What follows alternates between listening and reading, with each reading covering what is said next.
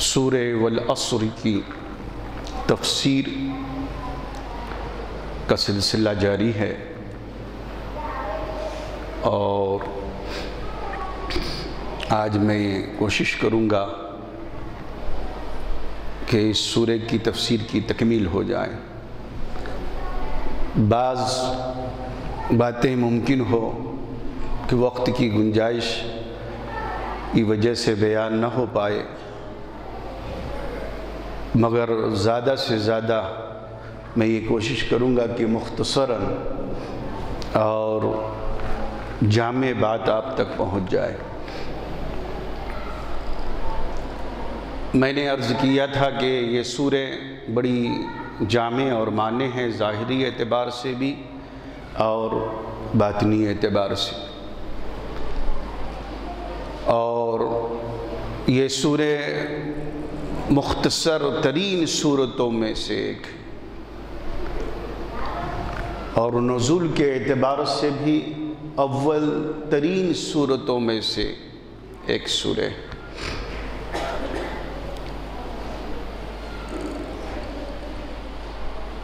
والعصر سے مراد آپ نے سماعت فرمایا کہ اس سے وقت بھی مراد مفسرین لیتے ہیں، زمانہ بھی مراد ہے۔ پھر کون سا زمانہ ہے اس کی وضاحت بھی آپ نے سماعت فرمائی، اور پھر جتنے اقوال ہیں اس کے تحت والعصر سے کے تحت وہ ساری باتیں آپ کے میں گوشے گزار کر چکا ہوں۔ قسم ہے زمانے کی، زمانہ گواہ ہے۔ اب زمانے کے تحت جو باتیں آئی ہیں کہ آپ کو کس طرح وقت کا خیال رکھنا ہے، عمر کا اپنے خیال رکھنا ہے، اور عمر کو کس طرح آپ اپنے صحیح طور پر صحیح راستے پہ صحیح مصرف میں گزارنا ہے، صرف کرنا ہے، اس کے ساتھ ساتھ ایک اہم بات یہ ہے کہ جب بھی صحابہ آپس میں ملتے تھے، دو صحابہ آپس میں ملاقات ہوتی تھی، تو ان میں سے دو صحابی تو ایسے تھے کہ جب کبھی ملاقات ہوتی وہ والعصر سورہ عصر کی تلاوت کیے بغیر آپس میں جدا ہی نہیں ہوتے تھے۔ یہ اتنی اہم ترین سورہ ہے، اور قسم ہے زمانے کی، زمانہ گواہ ہے۔ حضور علیہ السلام کی ایک حدیث ہے، لا تسبوا الدہر، زمانے کو گالی مت دو۔ آج ہمارے ساتھ جتنے بھی معاملات ہوتے ہیں نا، ہم کوئی معاملات کر بیٹھتے ہیں، اور اگر وہ معاملات ہمارے منشے کے مطابق، مرضی کے مطابق نہیں ہو پاتے تو ہم وقت کو، زمانے کو کوستے، گالیاں دیتے۔ کیسا زمانہ ہے؟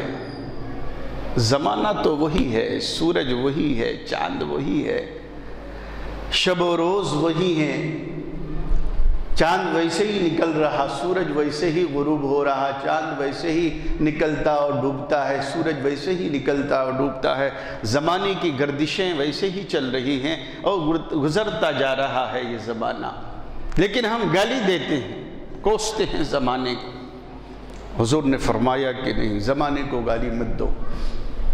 اللہ فرماتا ہے کہ زمانے کو جو لوگ گالی دیتے ہیں، حدیث کے مفہوم ہے وہ مجھے گالی دیتے ہیں۔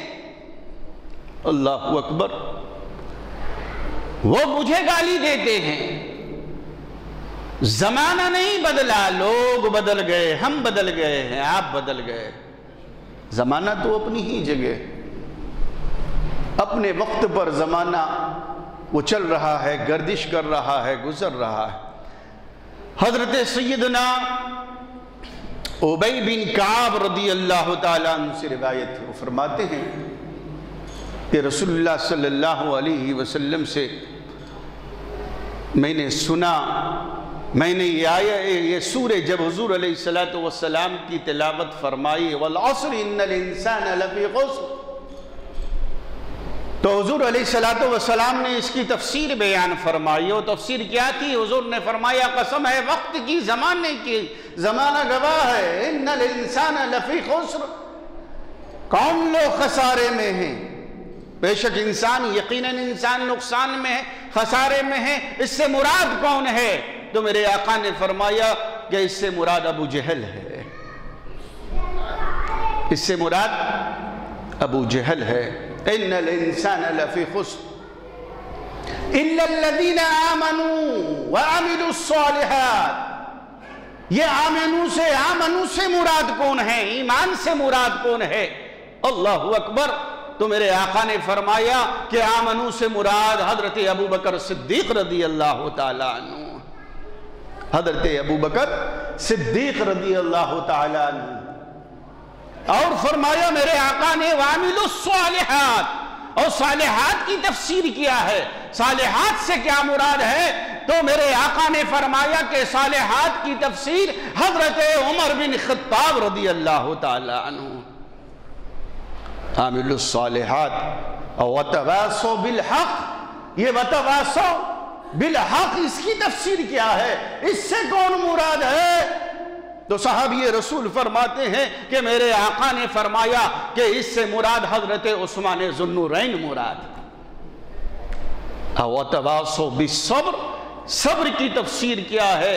صبر کی تلقین کیا ہے؟ صبر کی تفسیر کیا ہے؟ تو میرے آقا علیہ السلام نے فرمایا کہ صبر کی تفسیر حضرت مولا علی مشکل کشا مراد ہے. بتدریج فرمایا آپ نے. تو آپ اندازہ لگائیں کہ یہ سورہ مبارکہ خلفائے راشدین کی بتدریج تفسیر بھی بیان فرما رہی ہے. یہ اتنی اہم سورہ ہے. برادران ملت اسلامیہ اور ایمان، تو آپ نے سماعت فرمایا کہ جو لوگ ایمان والے ہو جاتے ہیں اس کی اہمیت کا عالم کیا ہوتا ہے. وہ تو آگ میں کود جاتے ہیں، وہ سمندر میں چھلانگ لگا دیتے ہیں، لیکن وہ اپنے ایمان کا سودا نہیں کرتے. آمنو سے مراد یہ ایمان صحیحہ ہے، عقیدہ صحیحہ ہے، صحیح عقیدہ ہے. اور صحیح عقیدے کی تفسیر آپ نے سماعت فرمائی کہ صحیح عقیدہ کسے کہتے ہیں؟ صحیح عقیدہ کس کو ماننے کا نام صحیح عقیدہ ہے؟ کس طرح اللہ کی الوہیت پر، رب کی ربوبیت پر، نبی کی رسالت پر اور اللہ کے نبی علیہ السلام کے لائے ہوئے اس دین پر، لائے ہوئے قرآن پر، لائے ہوئے احکامات پر، لائے ہوئے اوامر و نواہی پر اور ان ساری کتابوں پر، دین پر، رسولوں پر، یہ اس کی تفصیلات آپ نے سماعت فرمائی. اس کی تفسیر میں کہ یہ آمنو ہے، یہ ایمان ہے، عقیدہ صحیحہ ہے، اس سے مراد. اور یقین جانو جو ایمان والا ہوتا ہے نا، وہ کڑھائی میں اگر تیل بھی کھول رہا ہوتا ہے اور ایمان کی بقا کا معاملہ ہوتا ہے، ایمان کی سلامتی کی باری آتی ہے، تو اپنے آپ کو اس کھولتے ہوئے کڑھائی میں کود پڑتا ہے. جلانا گوارا کرنا جو ہے اپنے آپ کو جلا دینا وہ گوارا کرتا ہے. لیکن برادران ملت اسلامیہ وہ اپنے ایمان کا سودا نہیں کرتا، وہ اپنے ایمان کا سودا نہیں کرتا، ایمان نہیں بیچتا. وہ اہل ایمان، وہ ایمان ہمیں اللہ عطا فرمائے جیسا ایمان کے اللہ رب العزت نے صحابہ کا عطا فرمایا تھا. اور عمل صالحات، یہ عمل صالح کیا ہے؟ نیک عمل، نماز، روزہ، حج و زکوٰۃ، یہ عمل صالحات ہیں. اس سے آگے آپ کے اخلاق اچھے ہوں، آپ کا کردار اچھا ہو، آپ کا سونا جاگنا اچھا ہو، آپ کا اٹھنا بیٹھنا شریعت کے مطابق ہو، آپ کا کاروبار تجارت آپ کی شریعت کے مطابق ہو، آپ غیبت نہ کریں، آپ چغلی نہ کریں، آپ لوگوں پر ظلم نہ کریں، لوگوں کو نہ ستائیں، یہ عمل صالحات، آپ کے اچھا اخلاق، آپ کے کردار، آپ کے گفتار، آپ کی رفتار، آپ کی گفتگو نرم ہو، یہ جتنے بھی زندگی کے ہمارے جو ہے اعمال ہیں، اعمال صالحات ہیں، یہ سب اعمال صالحات کے زمرے میں آتے ہیں۔ اچھے اعمال، آپ جو کچھ زندگی میں اپنے عمل کرتے ہیں، یہ سب کا سب اعمال صالحات کی یہ تفسیر ہے، اعمال صالحات کے زمرے میں آتے ہیں۔ وَتَوَاصَوْا بِالْحَقِّ، یہ حق کی وصیت کرنا، حق کی نصیحت کرنا۔ ایک بندہ تو ایسا ہوتا ہے جو خود نیکوکار ضرور ہوتا، نیک ہوتا ہے، نماز بھی پڑھتا ہے، روزے بھی رکھتا ہے، پہلی صف میں حاضر رہتا ہے، زکوٰۃ بھی دیتا، وہ حج بھی کرتا ہے، وہ اس کے اخلاق بھی اچھے ہیں، ان کے کردار بھی اچھے ہیں، وہ بندہ بڑا حسن اخلاق والا ہے، ان کے معاملات بھی اچھے ہیں، ان کے کاروبار بھی شریعت کے مطابق ہیں، ان کا جینا مرنا، اس کا اٹھنا بیٹھنا، اس کی زندگی کا ہر شعبہ وہ بڑے اچھے سے شریعت کے مطابق عمل کرتا ہے، لیکن وہ اچھا تو ضرور ہے، وہ بہتر ہے، وہ نیکوکار ہے، وہ اپنی زندگی کو صحیح راستے پر شریعت کے مطابق گزار رہا ہے، لیکن اس کے باوجود وہ اچھا ضرور ہے، اعمال صالحہ ضرور کر رہا ہے، لیکن اس کی توجہ اپنی اولاد پر نہیں ہوتی، وہ اپنے گھر والوں کی فکر نہیں کرتا، وہ پہلی صف میں تو ضرور رہتا ہے، لیکن وہ اپنی بیوی پر ان کا خیال نہیں ہے کہ وہ نماز پڑھتی ہے یا نہیں پڑھتی، بچوں کے بارے میں وہ بیدار نہیں ہے کہ بچہ اس کا نماز پڑھتا ہے یا نہیں پڑھتا، عمل کرتا ہے یا نہیں کرتا، برائیوں میں مبتلا ہے، بے حیائی کر رہا ہے، تو یہ معاملہ جو ہے یہ وَتَوَاصَوْا بِالْحَقِّ، خود تو نیک ہے، حق کی وصیت کر رہا ہے، حق پر قائم ہے، لیکن حق کی وصیت نہیں کرتا، زمانہ برائی میں ہے، برائیاں سامنے ہو رہی ہے، بچے غلط راستے پر جا رہے ہیں، باپ نمازی ہے، پکا نمازی ہے، پہلی صف میں رہتا ہے، روزے دار ہے، حج بھی کیا، زکوٰۃ بھی دیتا، سب کچھ کرتا، اخلاق بھی بڑے اچھے، کردار بھی بڑا اچھا، سب کچھ اچھے ہیں، اس کے باوجود وہ بچوں کی فکر نہیں ہے انہیں۔ ایک بات یاد رکھیں، یہ اگر آپ خود نیک ہیں لیکن اولاد کی فکر نہیں ہے تو گھر کے سربراہ پر یہ فرض عین ہے، یہ جملہ آپ یاد رکھیں، گھر کا جو بڑا ہوتا ہے، سربراہ ہوتا ہے، مثال کے طور پر ایک گھر ہے، اس کی میاں بیوی ہیں، ان کے بچے ہیں، فیملی ہے، وہ گھر کا بڑا سربراہ ہے، وہ حاکم ہے گھر کا، اب اس کی حکومت ہے گھر پہ، اس کی بات گھر میں مانی جاتی ہے اور مانی جانی چاہیے، وہ خود تو اچھا ہے لیکن بیوی بے نمازی ہے، خود تو اچھا ہے بیوی غلط راستے پر جا رہی ہے، خود تو نیکوکار ہے بچے کہیں اور جا رہے ہیں، خود تو بڑے اخلاق والا ہے، زکوٰۃ بھی دیتا، حج بھی کرتا، لیکن جو ہے ان کے بچے بد کردار ہیں، بے حیائی کے دلدل میں پھنسے ہوئے، گناہوں میں پھنسے ہوئے ہیں، تو یاد رکھیے، آپ یاد رکھیں، آپ پر یہ فرض عین ہے، ایک ہے فرض عین، یہ دعوت آپ پر، چونکہ آپ گھر کے حاکم ہیں، اب آپ پر یہ فرض عین ہو جاتا ہے کہ آپ اپنے گھر والوں کو برائیوں سے بچائیں، جس طرح نماز فرض عین ہے، روزہ ہے، حج ہے، اسی طرح یہ دعوت بھی، یہ گھر میں آپ برائیوں سے اپنے گھر والوں کو آپ یہ بھی آپ پر فرض عین ہو گیا ہے، اگر آپ نہیں روکتے ہیں تو آپ گنہگار ہیں۔ بچہ غلط کرتا ہے، بے حیائی کر رہا ہے، ظلم کر رہا ہے، بربریت کر رہا ہے، غلط راستے پر جا رہا ہے اور غلط راہوں پر چل رہا ہے، بے حیائی کو اپنائے ہوا ہے اور صحیح راہ پر گامزن نہیں ہے، تو اس کا ذمہ دار اس گھر کا حاکم ہے، اس کا ذمہ دار اس گھر کا بڑا ہے۔ آپ گھر کے بڑے ہیں تو اب آپ پر فرض عین ہے، آپ پر ضروری ہے کہ آپ اپنی اولاد کو برائی سے بچائیں، آپ اپنی اولاد کو نماز کی دعوت دیں، آپ اپنی اولاد کو، اپنے گھر والوں کو صحیح راستے پر لائیں، آپ اپنے اہل خانہ کے ساتھ اگر ہو سکے تو سختی بھی کریں۔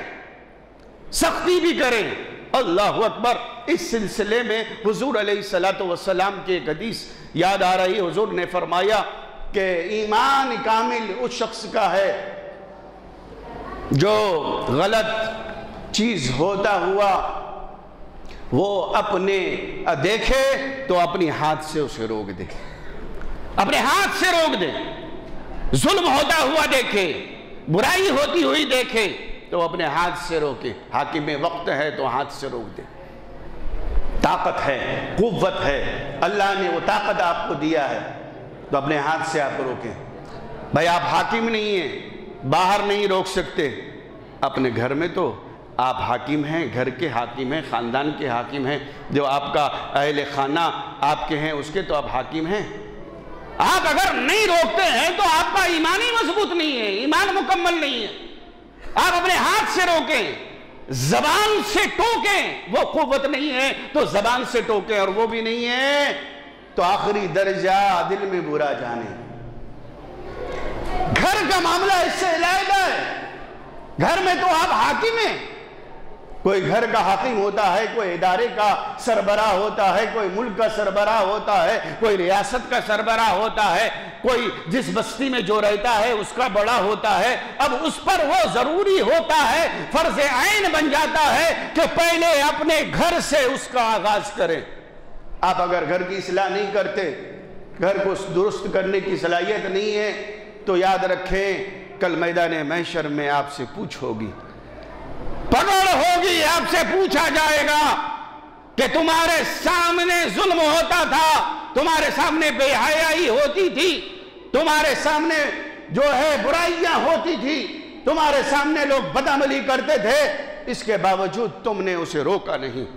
میرے آقا علیہ السلام کی حدیث پاک ہے، میرے آقا علیہ السلام میرے آقا نے فرمایا کہ حضور علیہ السلام نے صحابہ کرام سے خطاب کرتے ہوئے آپ نے ارشاد فرمایا، صحابہ اللہ تعالیٰ نے فرمایا ہے فرشتے جاؤ، عذاب کے فرشتے آئے، اور اللہ کا حکم ہوتا ہے فلاں بستی کو تم تباہ کر دو، الٹ دو بستی کو، پورے بستی کو، عذاب کے فرشتے آتے ہیں، پورے بستی کو الٹ دو۔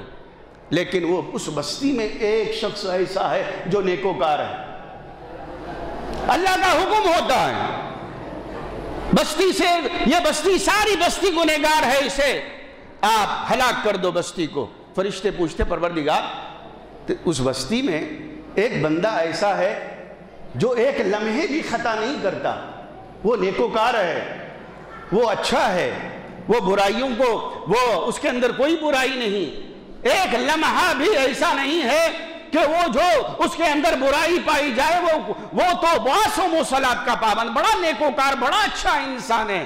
پروردگار کیا اسے بھی ہلاک کر دوں؟ کیا اسے بھی ہلاک کر دوں؟ تو مولا تبارک و تعالیٰ فرماتا ہے کہ ہاں جاؤ اس بستی کو ہلاک کرو، اور ساتھ ہی ساتھ اس نیک بندے کو بھی ہلاک کر دو۔ اللہ اکبر، اس کو بھی ہلاک کر دو۔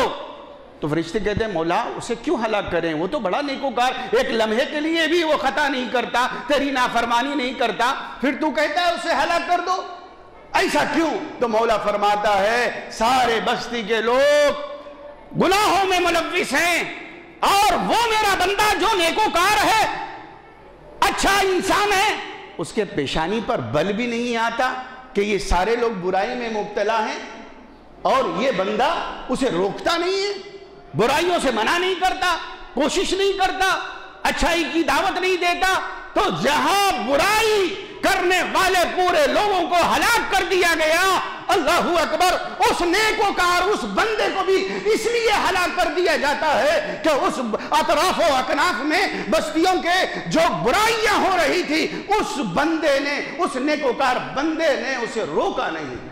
آپ تو گھر کے بڑے ہو، گھر کے سربراہ ہو، آپ جو ہے گھر کے حاکم ہو، آپ اگر ہماری بیوی اگر نماز نہیں پڑھتی، بچے نماز نہیں پڑھتے، برائیوں میں مبتلا ہے تو ہم پر فرض عین ہے کہ ہم اپنے بچوں کو سدھارنے کے لیے سختی کریں، روکیں، برائیوں سے روکیں، بے حیائیوں سے روکیں، صحیح راستہ بتائیں، حق کی تلقین کریں۔ اور برادران ملت اسلامیہ، وقت کی گنجائش نہیں ہے کہ وتواصوا بالصبر کی میں آپ کو جو ہے تلقین کروں، لیکن ایک بات یاد رکھیں، انشاءاللہ تعالی ممکن ہو سکا تو میں صبر کے بارے میں آپ کو تلقین کروں گا کہ صبر کیا، صحابہ کا صبر کیا تھا، صحابہ کا ایمان کیا تھا، صحابہ نے کس طرح صبر کیا۔ تو یہ سورہ مبارکہ من جملہ ہمیں یہ دعوت دے رہی ہے، ایمان کی دعوت دے رہی ہے، اعمال صالحہ کی دعوت دے رہی ہے، حق کی وصیت کی تلقین فرما رہی ہے اور صبر کی تلقین کر رہی ہے۔ برادران ملت اسلامیہ، سورہ تو بڑی جامع ہے، لیکن جامع اور مختصر ہونے کے ساتھ ساتھ یہ ہمارے لیے بڑی آسان بھی ہے، ہمارے لیے بڑی آسان بھی ہے۔ میں رب تبارک و تعالیٰ کی بارگاہ میں دعا کرتا ہوں کہ مولا تبارک و تعالیٰ ہم سب کو اپنے حبیب پاک علیہ السلام کے سنتوں پر چلنے کی توفیق رفیق عطا فرمائے، ہمارے لیے ہمارے اندر بھی وہ ایمان عطا فرما، ایمان میں تقویت عطا فرما، ایسا ایمان کہ تو نے صحابہ کو عطا فرمایا تھا۔ پروردگار عالم ہمارے لیے ہمارے اندر بھی وہ عمل صالح کا جذبہ عطا فرما، جیسا جذبہ کہ تو نے اہل ایمان کو عطا فرمایا تھا، اپنے صالحین بندوں کو عطا فرمایا تھا۔ وصلی اللہ تعالی وسلم علی خیر خلقہ محمد وعلی آلہ وصحبہ اجمعین والحمد للہ رب العالمین۔